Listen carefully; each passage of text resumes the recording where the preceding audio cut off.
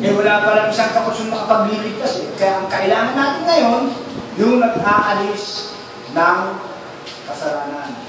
So, yan po ang bagay ng Diyos. Hindi po isinusunod mo yan, hindi po sa Espiritu na ito, pag ginanap mo yan, is patawad na. Nakapatawad kaya ng kasalanan mo. No! Hindi po isinusunod mo yung kautosan na sa Espiritu, is pinatawad ka na sa kasalanan mo. No. Wala ka na sa kamatayan. No! Ang kailangan mo ba yung ikaw ay mapatawad para maalis sa kasalanan mo? Dahil ang kautosan, hindi mo nag-aalis ng kasalanan yan kahit tuparin mo ng patiwarit yan, kahit anong anggulo mo ganapin yan, no? Kahit nga kainin mo yung 2 tapos na bago na yan. Hindi ka magpapatawad yan. Ang kailangan natin yung magpapatawad ng ating kasalanan. Ang kailangan natin yung nag-aalis ng kasalanan. Anong sinabi ni Apostol Juan dyan? Sa unang Juan 3. Pakibasa mo nga, Sister Lindy.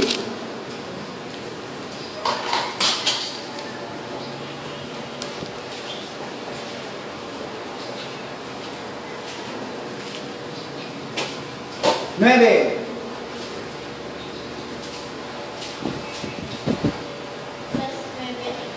Ang sino mga... 3-4 muna.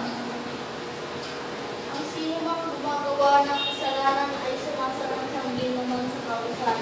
At ang kasalanan ay ang pagsalangsang sa kautusan. 5. At nalaman ninyo na siya'y nahayag upang magalis ng mga kasalanan at sa kanya'y walang kasalanan. Yes.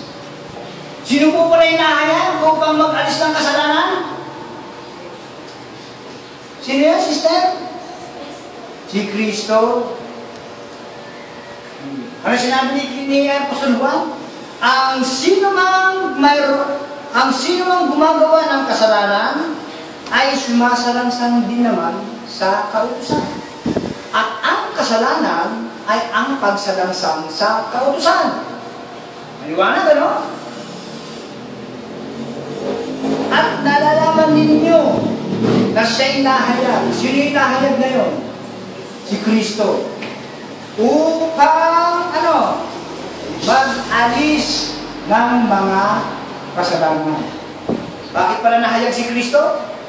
Upang mag-alis ng kasalanan. At ito yung sinasabi ni Apostol Pablo sa 4:6 ng Galatia na sinugo ang kanyang anak nang dumating ang kapanahunan upang matubos niya ang mga nasa ilalim ng kautusan.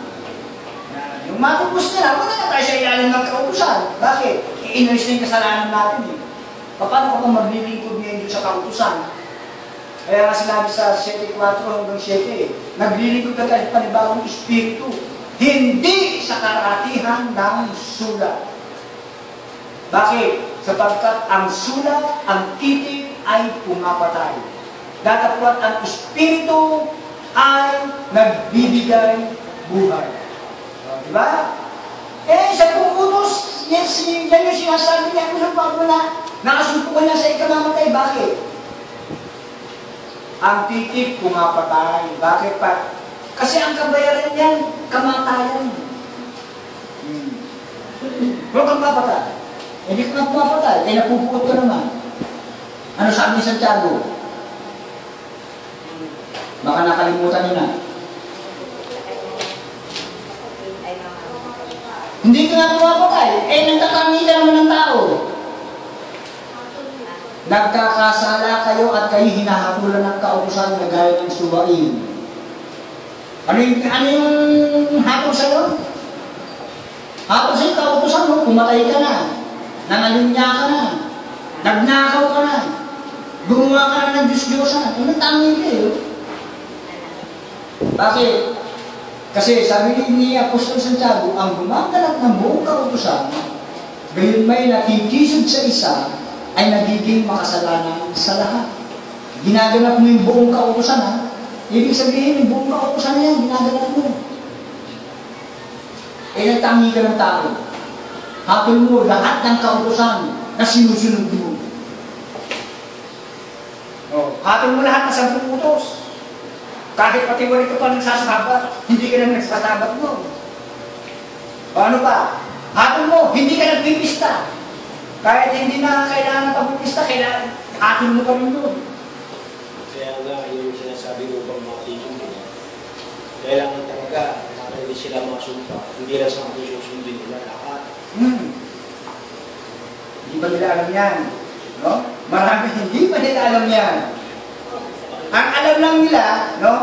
Yung doktrina ni Elder Dagger, kailangan mong sundin ang 10 utos para maging banal ka. Ibig sabihin pala, lahat ng mga nasusulat sa katong ng gawin magpipista ka pa, pagkakalit Pero siyempre, kasi nasusunod sa aklat ng kautusan yan eh. Hindi Kaya may aklat ng kautusan, eh di itong Biblia. Hindi lang pala yung Kautusan to. hindi lang pala yung wala nang kapistahan sa kanila eh. Maghahandog ka pa rin. Saka hindi nun sa pagkakaman nila, pass over pa rin. Lahat yun.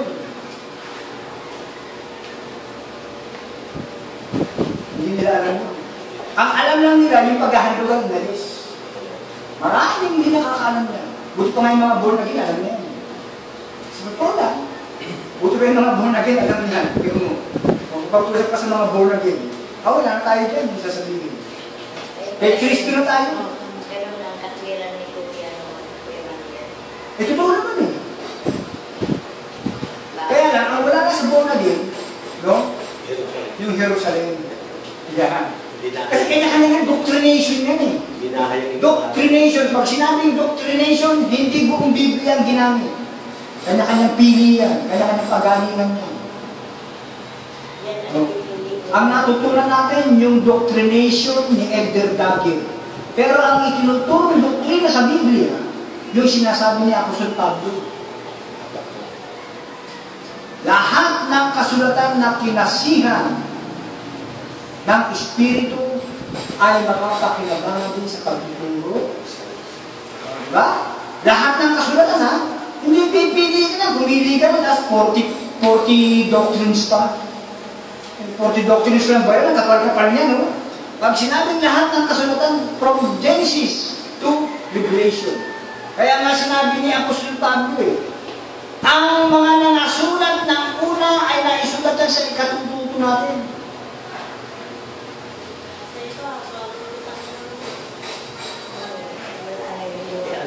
Yan ang bagay ng tao.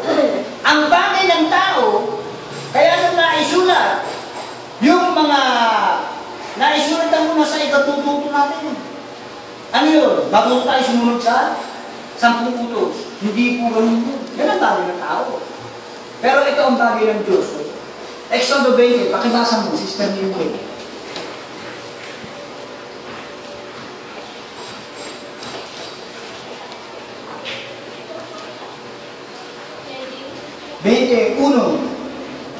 At sinalita ng Diyos ang lahat ng salitang ito na sinasabi.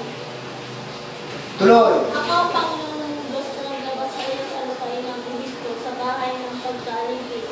Huwag kang magkakaroon ng bangis sa anak ko. Huwag kang nagawa para sa iyo ng larawang ng mga pagkawalis na kami. Kung mula sa itaas sa langit o nasa ibaba sa lupa. Bakas.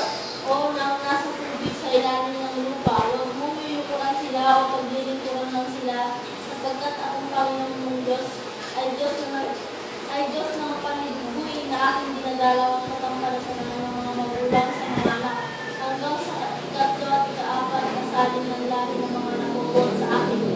Sa madaling salita, sister, pag binasa mo ng tuloy-tuloy lang, 10 utos yan di ba? Bakit naisulat yan? Di ba? Sabi tignan natin ang Roma 15. Roma 15, versikulo 4.